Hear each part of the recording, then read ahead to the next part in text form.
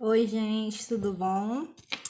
Tô aqui mais uma vez, hoje com um tema muito interessante, que a Kelly Arruda, minha professora, amiga, psicanalista maravilhosa, ela sugeriu, que é como lidar com a possibilidade da morte.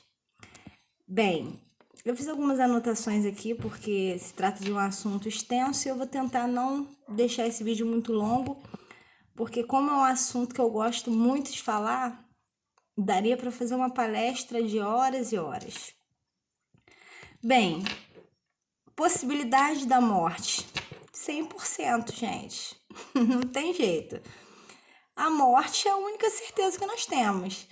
Talvez a pergunta poderia ser a seguinte: você está preparado para o momento em que a morte chegar? Ou bater a sua porta? Talvez esse seja o questionamento que nós devemos fazer. Na minha opinião,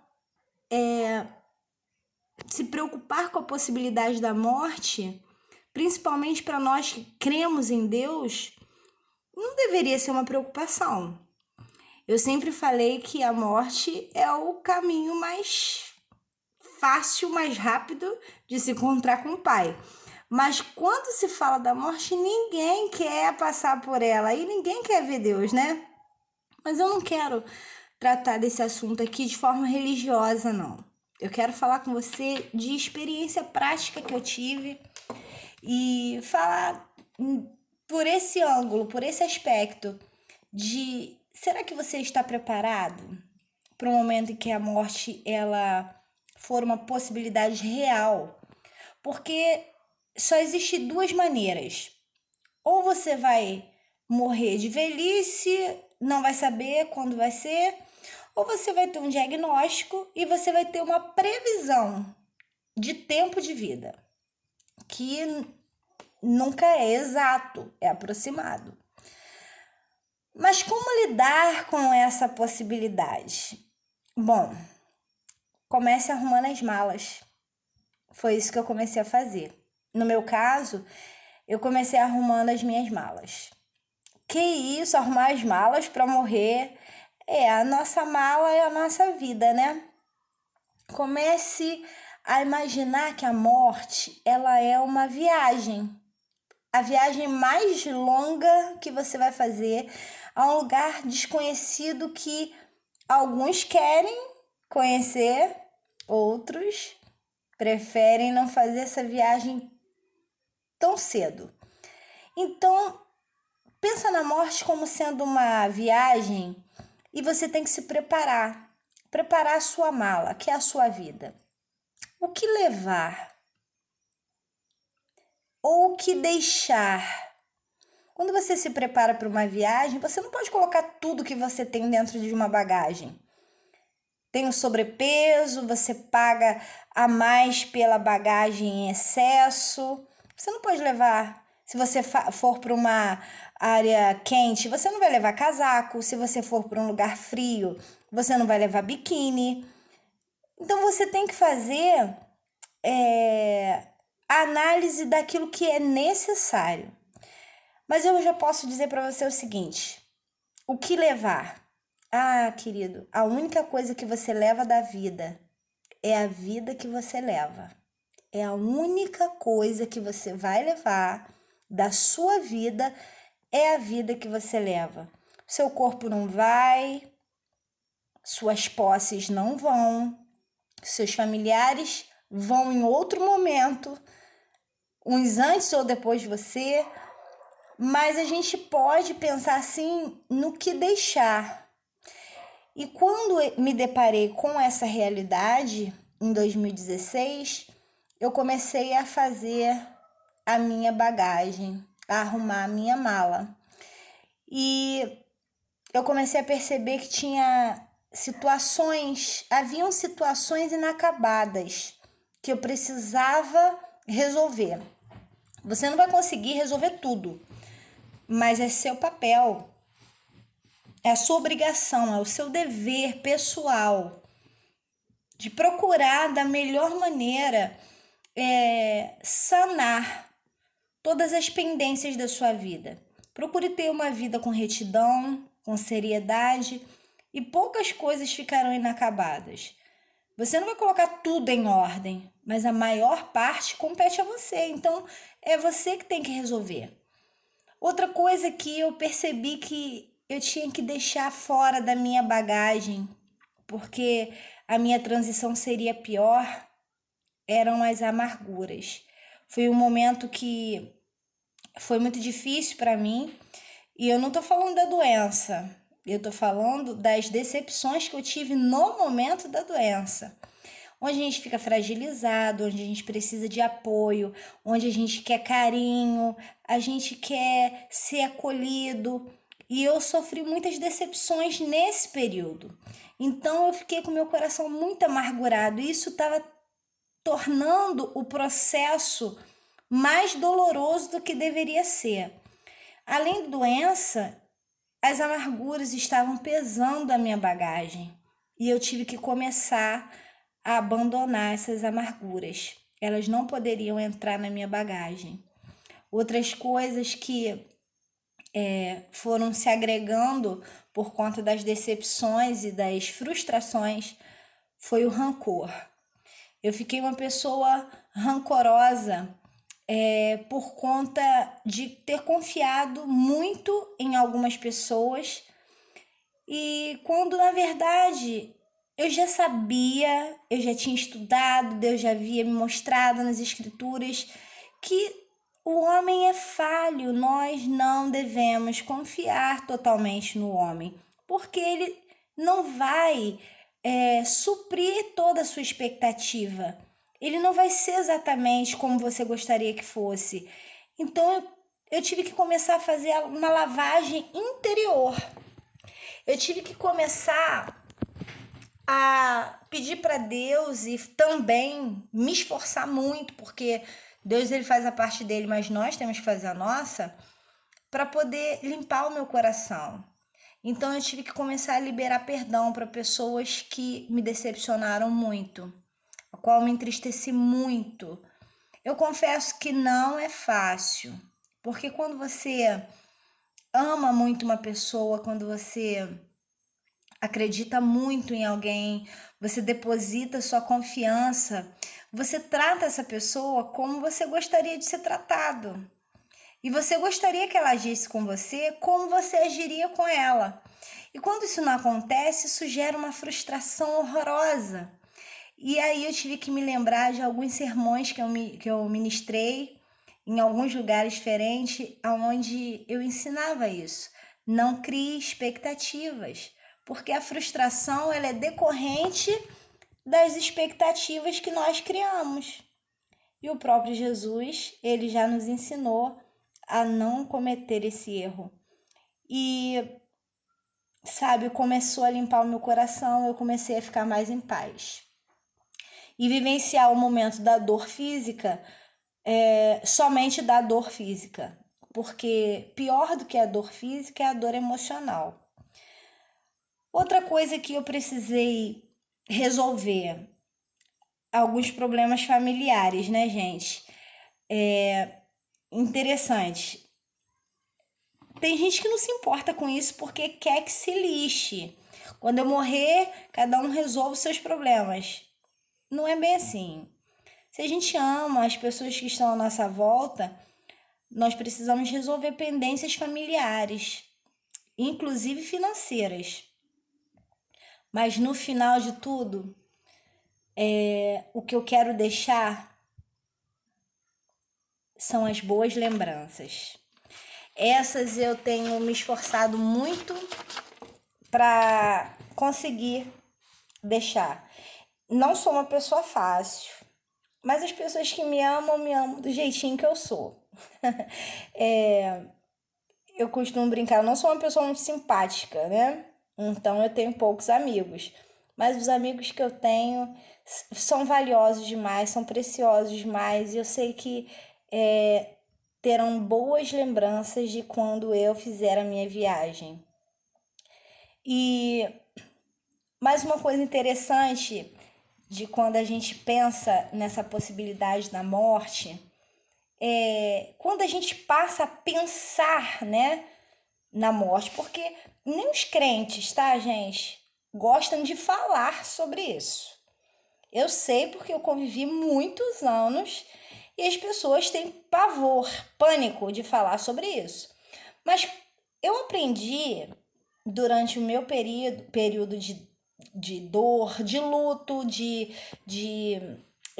doenças, que quando nós pensamos na morte, nós planejamos melhor a vida. É verdade. Quando ela bate a nossa porta, nós passamos a dar mais valor àquilo que não tem preço.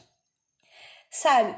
A gente começa a pensar assim: se o dinheiro pode pagar, se o dinheiro pode comprar, então não tem valor. Exatamente. Então é exatamente nisso, nessas coisas que o dinheiro não compra, que o dinheiro não paga, é que a gente tem que investir. Essas coisas valiosas são as boas amizades, os bons relacionamentos, as boas ações, o amor, a compaixão, a caridade, a misericórdia, a fé. E aí você começa a olhar com um novo olhar, uma ótica diferente. É como se você estivesse olhando para uma direção e quando a realidade da morte bate a sua porta, ela te ensina valores que te fazem olhar para o outro lado. Te ensina a olhar para aquilo que realmente vale a pena ser investido. De verdade, cada dia passa a ser realmente uma dádiva. O crente principalmente tem mania de falar assim: em tudo dá graça, a gente tem que agradecer todo dia, levantar, fazer as nossas preces, as nossas orações. Eu falo crente porque é o âmbito que eu frequentei muitos anos, mas seja qual a religião que você tiver, se você tem fé, que você que faz as suas preces, suas orações, aí a gente fala que a gente tem que valorizar a vida, mas olha, você só passa a ver que a vida realmente é uma dádiva quando você está prestes a perdê-la. Isso é fato. Tô falando isso por experiência própria. Eu sempre valorizei a vida. Sempre achei a coisa mais linda, um presente de Deus. Mas, gente, quando você se depara com a morte, cada dia que você acorda é uma dádiva. E aí você tem que aproveitar da melhor maneira. Eu já falei que você sabe que eu tenho outras doenças que às vezes tiram esse brilho, né, do olhar, tiram essa alegria da vida, mas eu luto todos os dias porque a vida é sim uma dádiva e ela precisa ser vivida da melhor maneira possível, porque um dia ela vai acabar. Aqui, na Terra, um dia ela vai acabar. E o que eu vou ter deixado para trás? Então, quando eu descobri o câncer, foi muito interessante, porque foi antes do diagnóstico. Você pode acreditar ou não em mim, mas é a minha experiência, eu vou contar. Eu tive um sonho, e nesse sonho eu tinha um curativo no pescoço, e eu estava numa sala de hospital, e deitada numa maca, e o meu marido entrava chorando muito, e como se ele se despedisse de mim. E aí eu acordei ele nesse dia e falei: amor, eu vou fazer uma cirurgia. E eu não sabia que eu tinha problema nenhum na tireoide. E aí, o que aconteceu? Eu procurei um médico, eu fui numa médica maravilhosa e eu havia feito, assim, há 2 anos atrás, antes desse episódio, feito alguns exames, inclusive uma ultrassonografia, e ali apareciam uns nódulozinhos, mas 99% da população tem nódulo na tireoide. Então eu deixei isso de mão porque os médicos disseram que não era nada que tivesse que se preocupar, não tinha que tomar remédio, nada disso. Mas depois desse sonho eu falei: olha, eu vou pegar esse exame antigo, vou levar para a médica e vou pedir um novo exame, porque eu vou operar, eu sei que eu vou operar. E aí eu procurei uma médica aqui em Rio das Ostras, e ela, quando olhou o meu exame, ela falou assim: você operou quando? Aí eu falei: não, eu não operei, o médico disse que não era cirúrgico e tal. E aí o que que aconteceu? Ela falou, me encaminhou imediatamente, ela falou: você vai operar o mais rápido possível. Passou todos os exames e 15 dias depois eu estava passando pela cirurgia. Foi muito interessante, né? Porque quando marcou a cirurgia, eu falei: agora eu tenho que fazer um planejamento. Porque eu já sabia que o resultado seria câncer. E eu achei que seria um câncer maligno, claro, né? Câncer é maligno. E eu falei: eu tenho que conversar agora com a minha família. Fiz uma reunião de família. Chamei o marido, chamei minha filha, deixei meu pequenininho de lado que ainda não entende muito. Aí eu falei: olha, se preocupa, se acontecer alguma coisa comigo, eu tenho plano funerário que eu pago. Se eu morrer em decorrência do câncer, a casa ela vai ser quitada, né? O financiamento imobiliário ele vai ser quitado, então vocês não vão se preocupar com isso. E eu disse também com quem que eu gostaria que ficassem os filhos, porque eu achava que Michael não ia estar preparado para cuidar das crianças naquele momento, porque ele ainda era muito jovem e ele ia sofrer muito, com certeza. Um homem super apaixonado, convencido, né? E ele ia balar, mas ele não ia dar conta de tudo sozinho. Então, eu designei tudo, eu preparei tudo. E, sabe, eu fiz o planejamento. E eu não precisei naquele momento, eu não precisei da dor para me conectar com Deus, porque o meu relacionamento com Deus sempre foi baseado no amor, nunca pelo medo. Então, eu sempre conversava com Deus, eu sempre falava para Ele das preocupações que eu tinha em relação à minha família, se eu tivesse que partir. E por isso, eu nunca pedi a cura.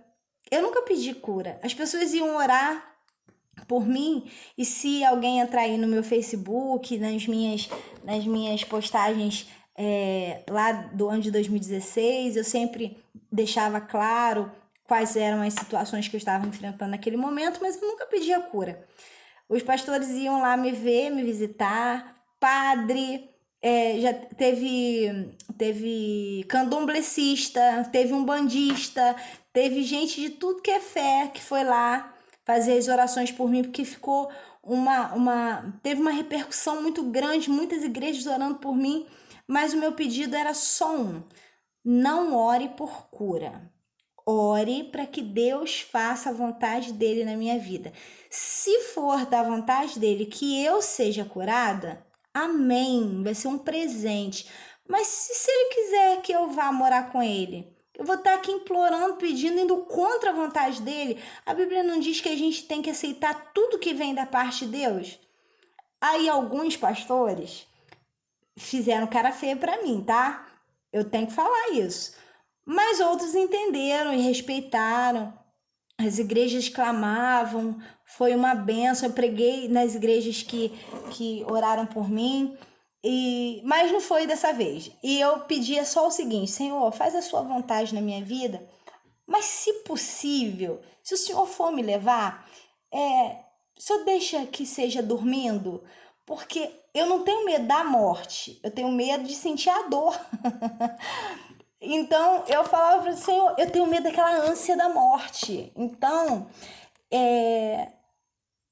se puder, sabe? É igual aquela passagem de Jesus, né? Se for possível, passe de mim esse cálice. Eu não pedi para Deus passar o cálice da morte, mas eu pedi para passar o cálice da dor.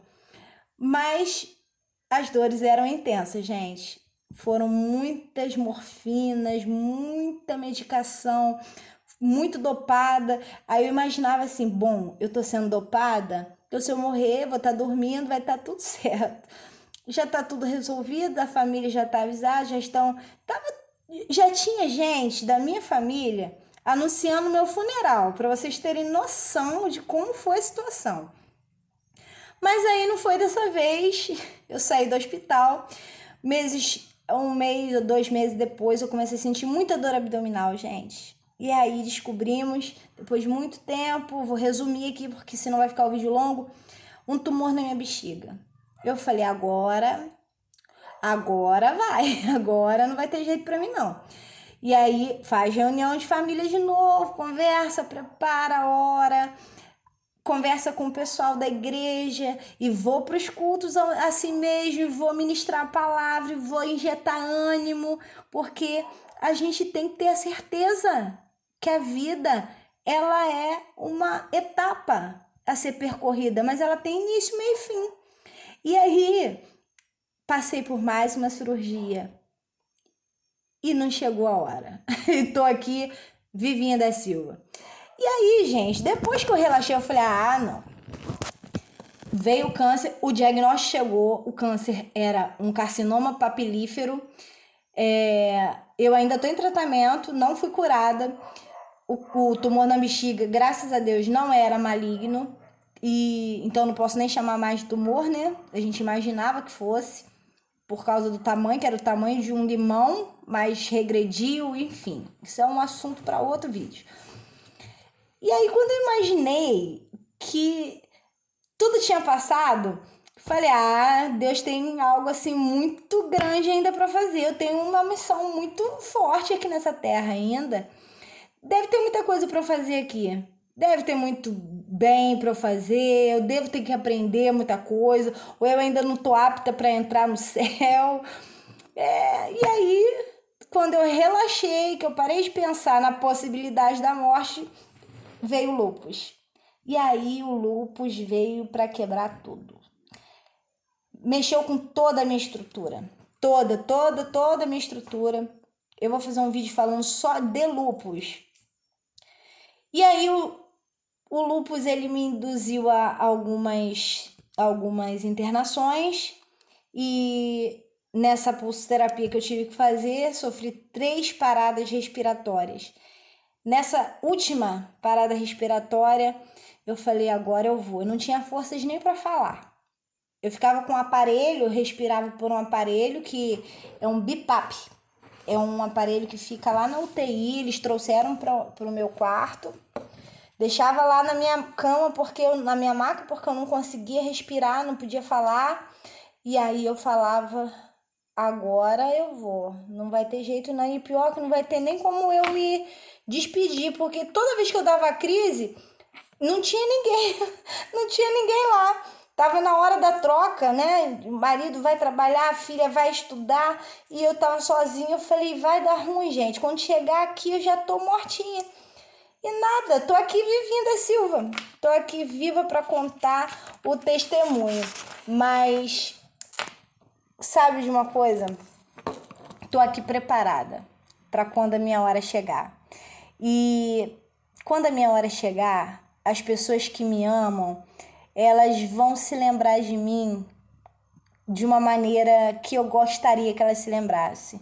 Uma mulher que nunca desistiu, que sempre lutou pela vida, que nunca questionou Deus e que fez o melhor que pôde, tudo que pôde, da melhor maneira, em tudo que se propôs a fazer nessa vida. Então faça o seu melhor. Tudo que for fazer, faça conforme as suas forças, diz a palavra de Deus. E aí eu termino meu vídeo dizendo o seguinte para você. Já preparou a sua mala? Tá preparado? A possibilidade, ela é real. Ela vai chegar e você precisa estar pronto. Só acredita, Deus é contigo, você não tá sozinho. Beijo. Espero que esse vídeo acrescente força e fé na sua vida. Deus abençoe.